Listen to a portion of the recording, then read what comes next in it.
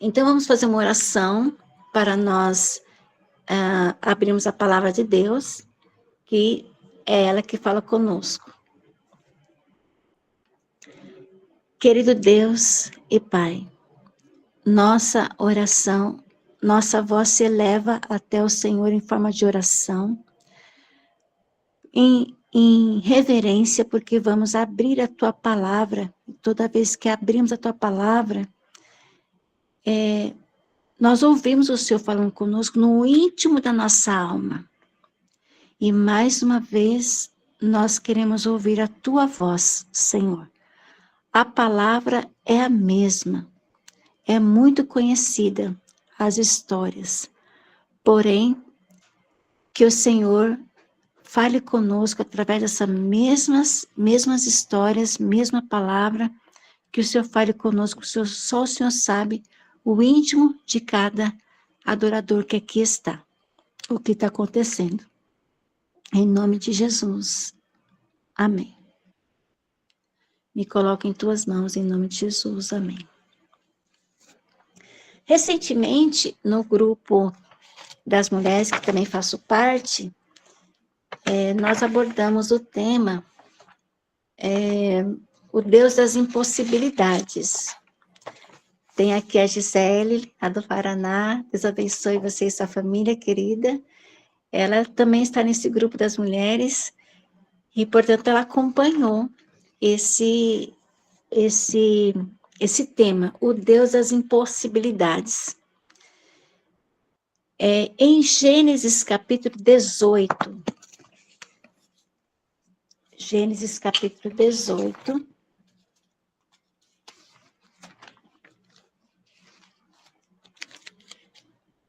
E no versículo 14, nos diz assim: foi o anjo que disse para Sara: será que para o Senhor há alguma coisa impossível?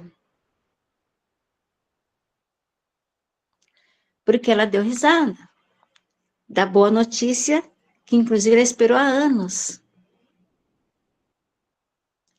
E o anjo diz: haverá coisa difícil para Deus? Ela tinha 90 anos. Gênesis 25,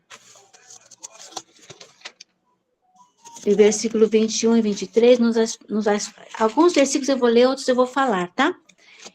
Nesse capítulo, a criança nasce. Essa história de Sara, ela repercutiu. Então, lá na frente, nós encontramos Ana clamando a Deus também por um filho. E Deus ouviu a sua oração. E ela foi mãe do profeta Samuel. E lá na frente, também a mãe de João Batista era estéril. E também Deus agraciou ela com o filho João Batista. Minha mãe, quando já contei aqui essa história, ela já estava com 40 anos quando não tinha filhos. Então, ela pediu a Deus uma criança, que a qual ela pediu que Deus lhe desse uma criança que cuidasse dela na velhice. E as pessoas diziam para ela que adotasse, mas ela queria ter dela mesma. Ela chegou na igreja, abriu a Bíblia para esperar o culto e abriu em 1 Samuel capítulo 1, a história de Ana. Dali um ano eu nasci. Né? Para quem não conhece aqui, minha mãe está aqui, sempre fazendo o pôr do sol com a gente. O Joel está bem ali. Então, essa história chegou até nós. Temos a Bia também aqui, que já contou a experiência dela, que não é diferente.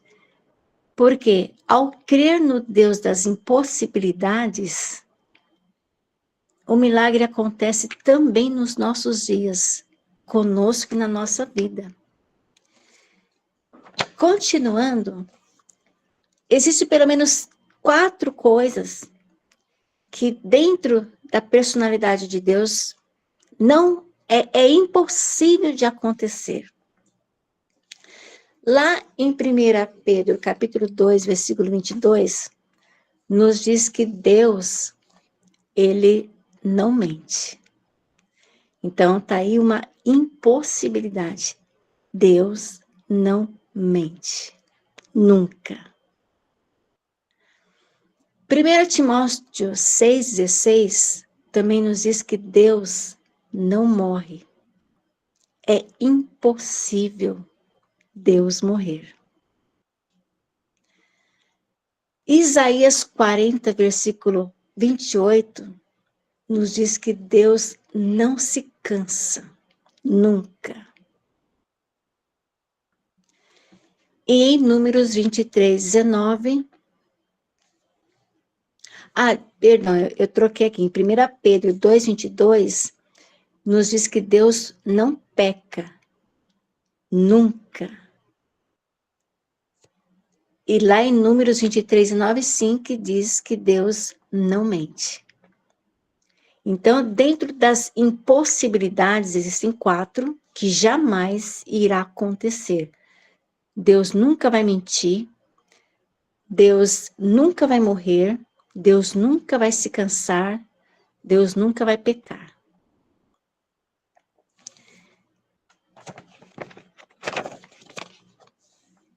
Lá em Êxodo 14, na história ali do povo de Israel saindo do Egito, versículo 15, o Senhor disse a Moisés: por que você está me pedindo ajuda? Diga ao povo que marche. Esse é o nosso Deus, que abre caminhos onde não existe. Abre portas onde existem paredes. Então o povo estava diante de uma situação de impossibilidade. Eles não tinham como fugir daquela situação, pois eles estavam com animais, crianças, idosos, senhoras, mulheres que não tinham o mesmo passo dos homens. E mesmo que tivesse, o mar estava à frente. E os soldados a cavalo atrás. No versículo 10, desse mesmo capítulo 14, quando os israelitas viram o rei e o seu exército marchando contra eles, ficaram apavorados e gritaram pedindo a ajuda de Deus, o Senhor. E disseram a Moisés: será que não havia sepulturas no Egito? Por que você nos trouxe para morrermos aqui no deserto? Veja só o que você fez nos tirando do Egito. Então, ao mesmo tempo que o povo estava clamando no versículo 10, no versículo 11, a fé deles já cai. Ou seja, era um povo que tinha uma fé vacilante, oscilante. E que de vez em quando nós nos pegamos assim também, com essa mesma fé, que oscila. Ora crê e no mesmo minuto a gente descrê. E aí Moisés, que tinha uma experiência, e essa é o que faz a diferença, é quando nós temos uma experiência com Deus. Porque o povo de Israel estava ali, alguns, sem saber nem por que estavam ali. Mas estavam querendo sair do Egito, então seguiram o bonde. Moisés sabia por que ele estava ali. Ele aceitou o chamado. No versículo 13 e 14, Moisés respondeu: não tenham medo, fiquem firmes, e vocês verão que o Senhor vai salvá-los hoje. Nunca mais vocês vão ver esses egípcios. Vocês não terão de fazer nada. O Senhor lutará por vocês. Veja, nada tinha acontecido ainda. O mar não tinha sido aberto ainda. E ele disse, não tenham medo.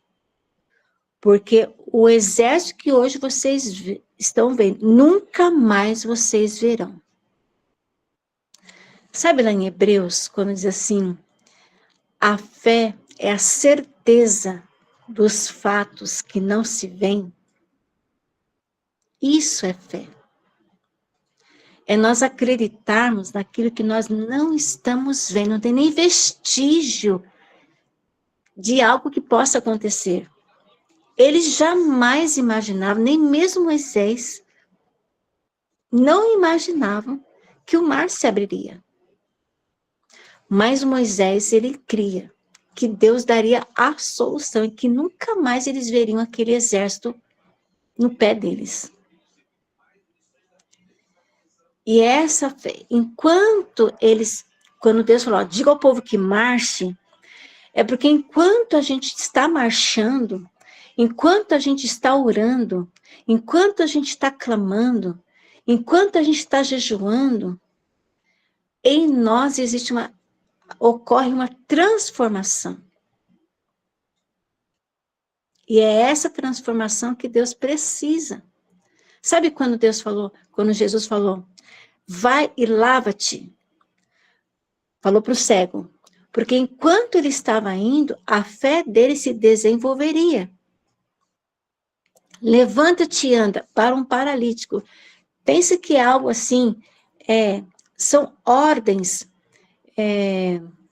são verbos imperativos, são verbos de comando. Vai, lava-te, levanta-te e anda. Aquele ser cego, aquele ser humano cego, aquele ser humano paralítico, se movimentar, ele estava demonstrando que ele estava crendo. Então, a fé acontece no decorrer do nosso movimento. Enquanto nós estamos orando, enquanto nós estamos clamando, enquanto nós estamos jejuando. Se ficarmos parados, a fé não vem. E detalhe, como diz a palavra, a fé vem pelo ouvir e ouvir a palavra de Deus. Enquanto nós ouvimos, nós também vamos amadurecendo na nossa fé. Até alcançarmos essa maturidade, essa fé madura. Segunda Crônicas 20, versículo 17.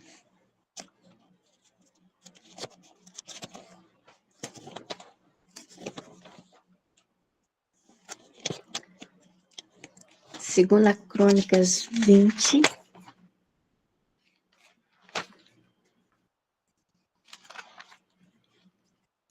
Versículo 17.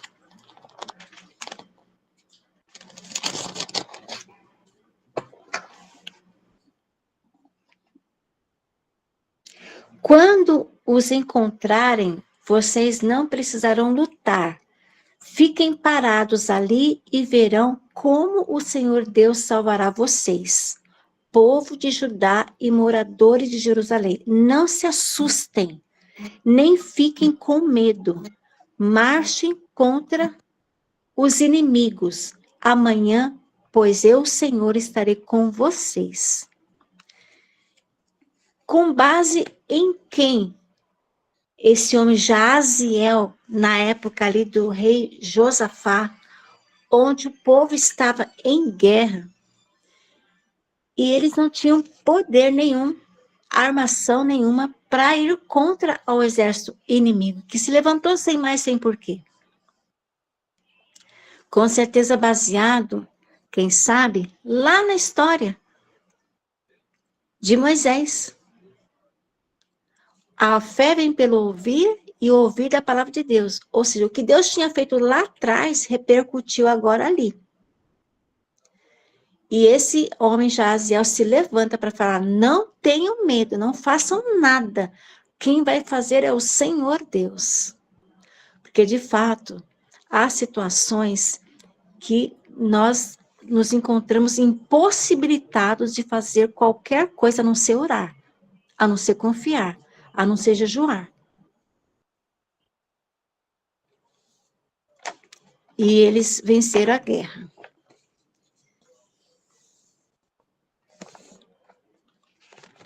Avançando um pouquinho,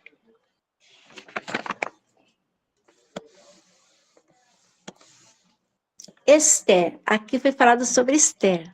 A Bia falou sobre a rainha Esther. Lá no capítulo 4 da rainha Esther, o que acontece? Veio para ela a notícia de que o seu primo, o seu tio Mordecai, estava com roupa feita de saco, né? Ou seja, humilhação. E ela não sabia o que estava acontecendo. E aí, o Mordecai mandou dizer para ela: olha, foi baixado um decreto, o rei baixou um decreto, autorizando no dia X que todos os judeus devem morrer. E você precisa fazer algo. Nossa, foi um impacto.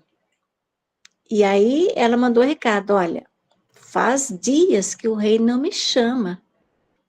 E você bem sabe que a lei é severa aqui. Se alguém entrar na presença do rei sem que ele o chame, essa pessoa pode morrer. Ele pode mandar matar. E então, o primo Mordecai falou: olha, fique sabendo que se você não fizer nada, Deus fará. E não pense que por você estar aí, que você está livre de morrer. Em outras palavras, ele foi bem claro. Então, diante daquela impossibilidade humana, porque todas as impossibilidades são humanas, para Deus não existe nenhuma impossibilidade. Então, Esther baixou um jejum, ela, suas servas, e baixou o jejum para todos os judeus por 3 dias. E como diz a palavra, Jesus falou: olha, certas caças de demônios só saem com jejum e oração. E ali bem sabemos que ali o inimigo se levantou para dizimar os judeus. Então Esther, com suas servas e todo o povo judeu, clama por 3 dias em jejum, libertação, um milagre. Porque eles não podiam fazer absolutamente nada. E esse milagre aconteceu. Os irmãos conhecem a história. Foi baixado um outro decreto autorizando todos os judeus a se defenderem. Quem viesse para cima, eles tinham liberdade de poder ir para cima também. O rei não podia revogar a própria lei que ele tinha feito, que foi uma armadilha. Mas ele lançou uma outra lei autorizando todos os judeus a se defenderem. Quem sabe se Esther copiou o modelo lá atrás. Da onde veio essa ideia dela de clamar, de jejuar? Os modelos vão sendo deixados para nós copiarmos.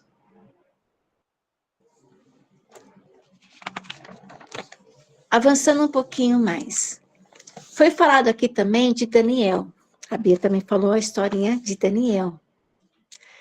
E o Espírito Santo é assim, né? Ele ilumina um e outro, e a palavra sendo costurada. Então, as crianças ouviram aqui a história, e agora os adultos estão ouvindo também a mesma história. Daniel, eu vou ressaltar aquela parte onde ele estava ali numa situação complicada. Porque ele foi escolhido, ele e seus amigos, para trabalhar no reinado, que, aliás, o rei Nabucodonosor, quando invadiu Jerusalém, com permissão de Deus, claro e óbvio, porque Deus precisava disciplinar o povo dele, e aí ele escolheu os da nata, sabe? Os nobres de Jerusalém. Porque era costume mesmo, né? As nações, quando invadiam a outra, eles escolhiam ali os principais, os mais inteligentes, os que já trabalhavam para o rei, e assim foi. Daniel foi escolhido. Ele era da nobreza em Israel, ele e seus amigos. E ali eles estavam diante de um banquete. E nesse banquete, todo o alimento que era servido ao rei, primeiramente era oferecido aos deuses pagãos. E que, se não me engano, em Babilônia tinha 66 deuses. 66. E agora? Daniel sabia que ele estava sendo visto. Ao ele comer daquelas iguarias, ele estava concordando com aquela idolatria. Sabe quando a gente ensina nossos filhos a não aceitarem a bala que é dado ali naquela festa das bruxas que acontece ali em outubro ou novembro? Como chama aquela festa? Halloween? Acho que é isso, né? Sabe quando nós ensinamos nossos filhos a não aceitarem? Para já ensinar eles a não concordarem com esse tipo de ação que é feito, esse tipo de... como é que eu vou achar a palavra aqui, né? Esse tipo de prática oferecida aos feiticeiros, que nós, segundo a palavra de Deus, não cremos e não compartilhamos. Sabe quando a gente ensina nossos filhos a não comerem as comidas oferecidas a outros ídolos? Eu me lembro de um testemunho, o Jorge, lá do Parque Savoy, quando ele veio da Bahia para São Paulo, ele vira e mexe, ele está aqui no pôr do sol. Se ele estiver aqui, ele se manifeste, por favor, para confirmar ou contar. O Jorge, ele tinha, na época, por volta dos seus 18 anos, veio para trabalhar e estudar em São Paulo. Foi morar na casa de uma tia, cuja religião, ela oferecia todo o alimento ali, frutas, para aquele altar, conforme a crença dela. E não cabia a ele, que estava na casa dela, bater de frente. Qual foi a decisão dele? Oi, Miranda. Não. Oi, Jorge. Você pode contar, Jorge? Pode falar. Eu não ouvi, você poderia repetir, por favor?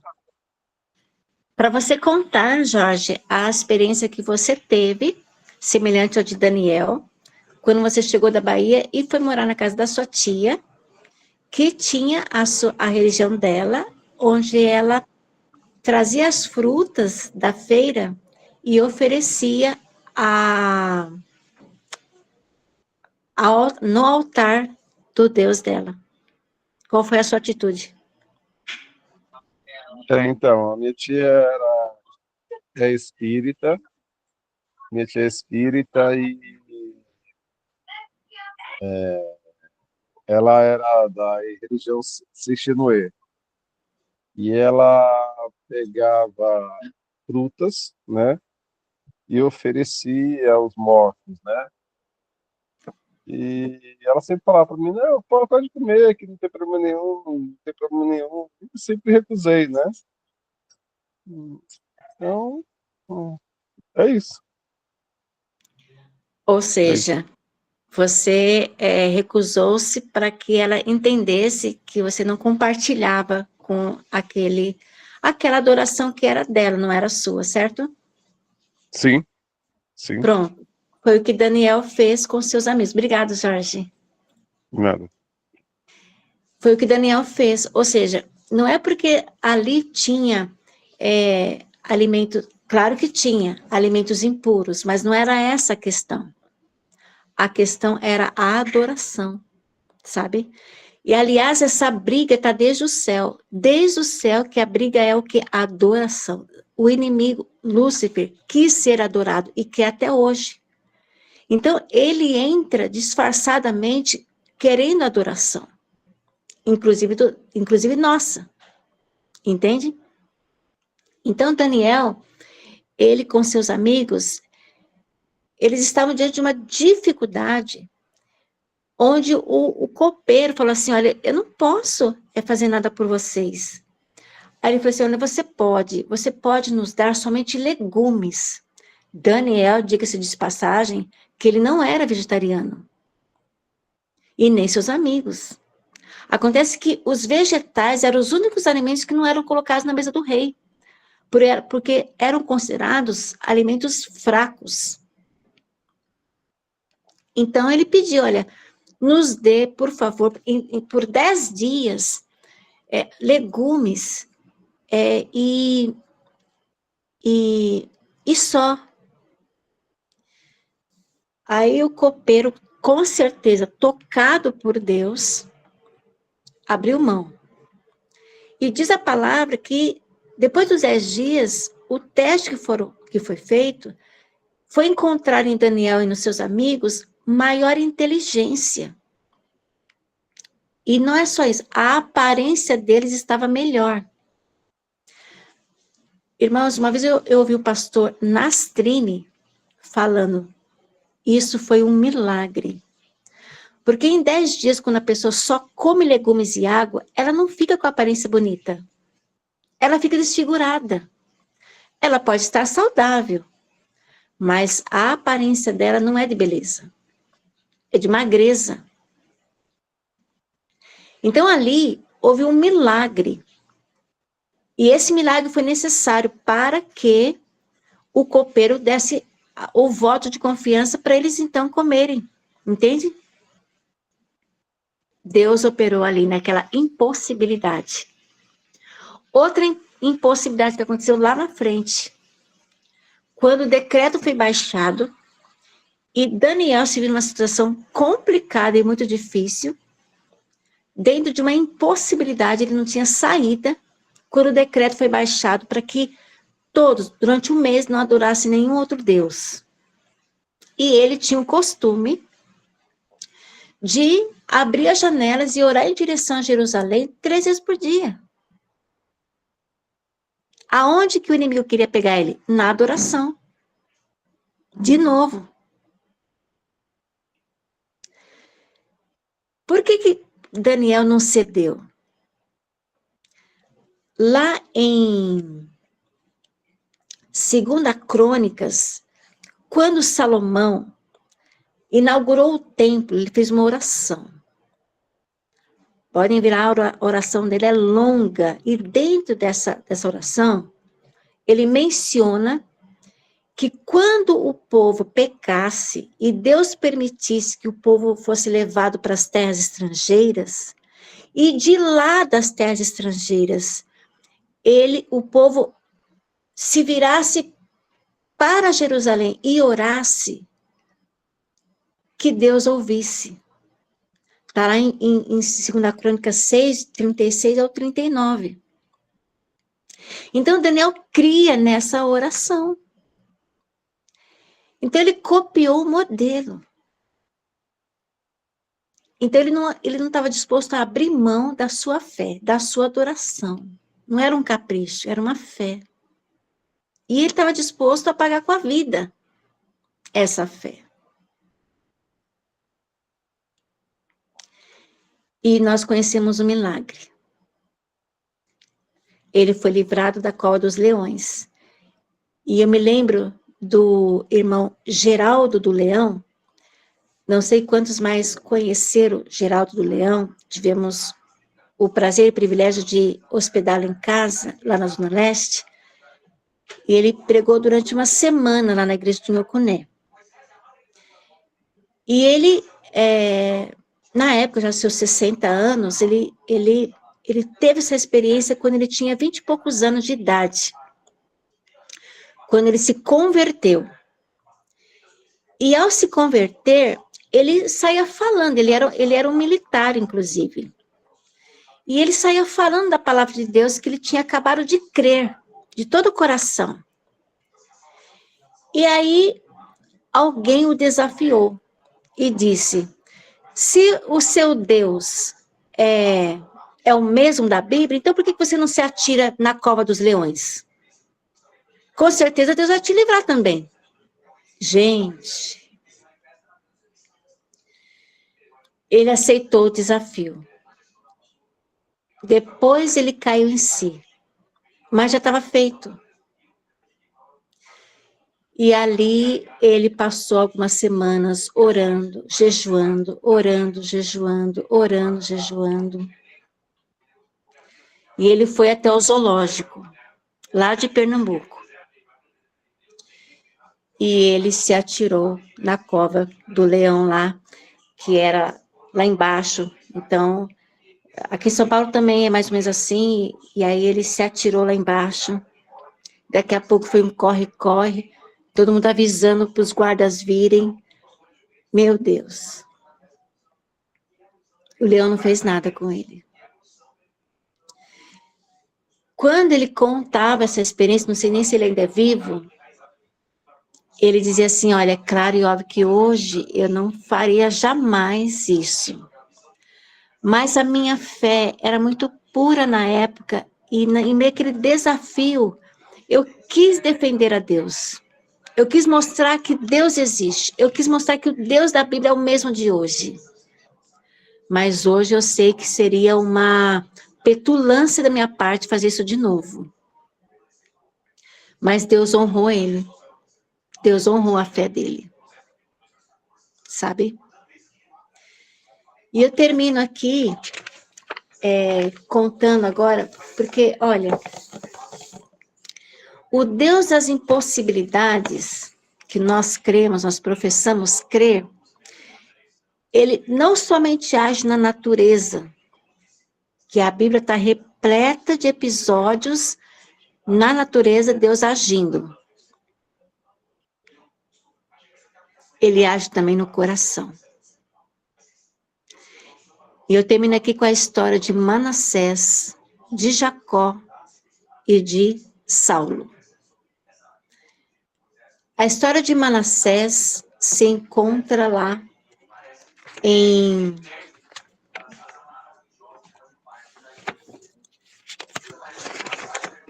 Segunda Crônicas 33, do 1 ao 17. Ele tinha 12 anos quando começou a reinar, e reinou 55 anos em Judá. E ele, olha, os feitos dele, ele construiu altares pagãos e fez o povo adorar. Detalhe, alguns desses altares ele construiu dentro do templo, do pátio do templo de Deus. Ele também se tornou um adivinho. Ele frequentava os locais de adivinhação, de feitiçaria, de magia. Ele também construiu um templo para Baal.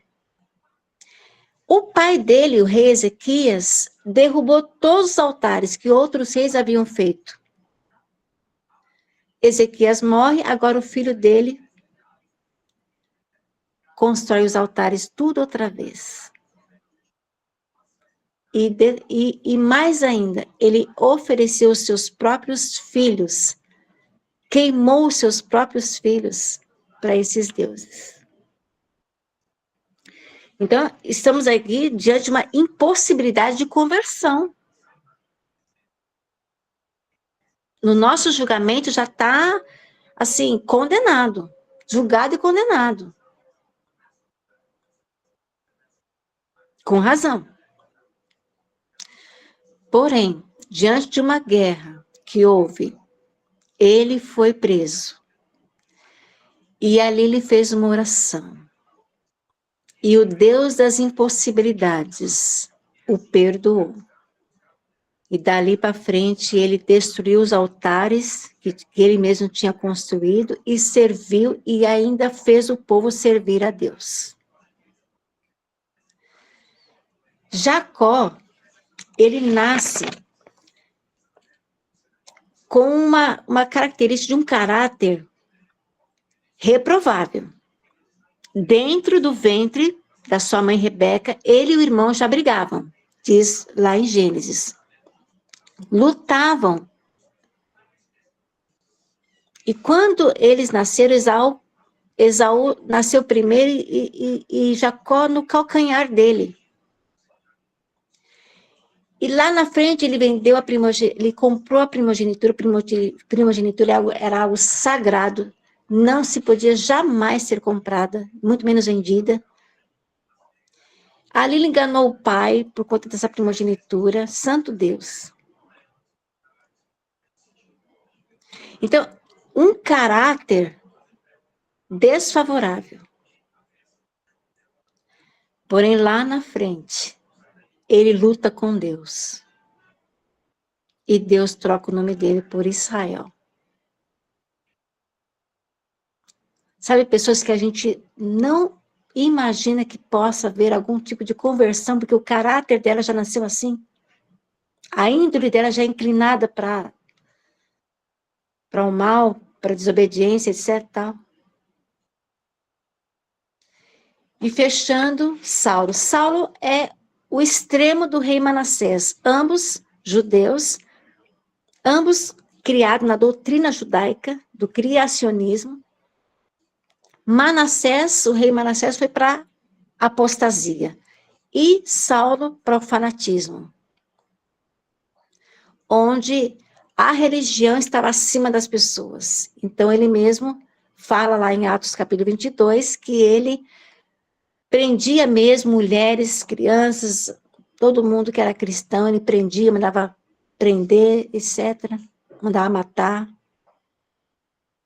Até que um dia, Deus o encontrou.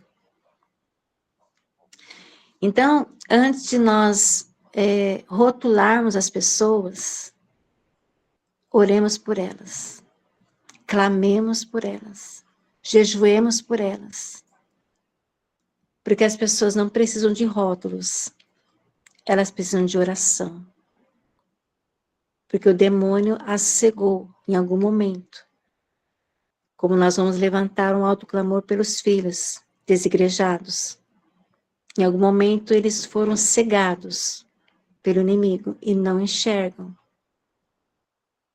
São filhos pródigos. Antes de rotulá-los, que fazem isso, fazem aquilo, aquilo outro, e fazem mesmo. Mas eles não precisam de rótulos. Eles precisam de oração e de jejum. Então, são essas situações que vêm sobre nós, nas quais nós não temos controle. Mas nós podemos clamar ao Deus das impossibilidades, para que Ele intervenha. Vamos clamar pelo Douglas. Vamos orar.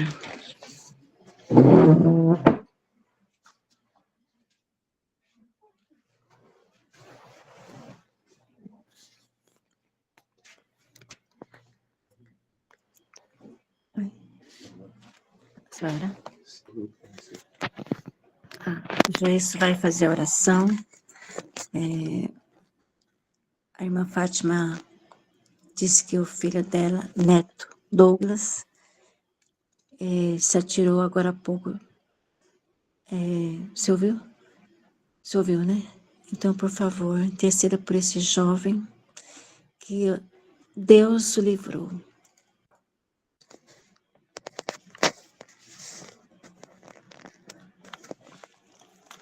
Pai Celestial,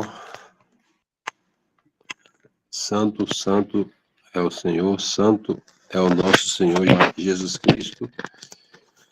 E nós estamos aqui, Pai, para invocarmos o Teu nome sobre todos. Todos os que estão aqui, todas as que estão aqui. e assim o teu nome se manifeste, Senhor Jesus, sobre todas as causas, sobre todas as casas, sobre todas as vidas que se acham aqui nesse programa, conectados para entrarmos nas horas do sábado.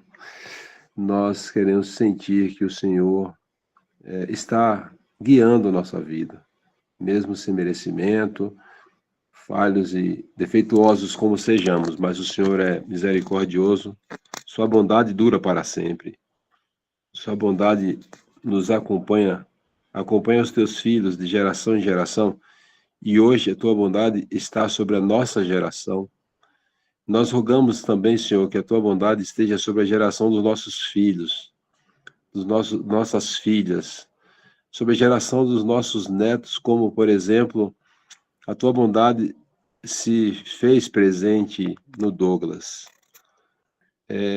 A irmã Fátima, com certeza, ama muito esse neto e ela deve orar com bastante insistência por ele e pela família, pelos pais dele, e certamente, Pai, por o Senhor, por ela ser uma mulher de oração, interceder pelos seus, é que ele teve a sua vida guardada por ti, de ser levado à morte, à fatalidade da morte através da tentativa, Pai, de suicídio, não vendo solução, não vendo saída, pressionado certamente pelas forças malignas das trevas, do inimigo, que tenta, se apodera, cerca e prova a todos. Ele se viu sem esperança, sem consolo, se viu sem Deus, e ele chegou a fazer isso. Mas o Senhor, ouvindo as orações da irmã Fátima, livrou seu neto Douglas, e ele escapou da morte. Louvado seja seu nome para sempre. Amém, Jesus. Também, Senhor, outras pessoas se encontram em situações também, Pai, parecidas, semelhantes, sem esperança, sem ver, sem enxergar, sem compreender a situação.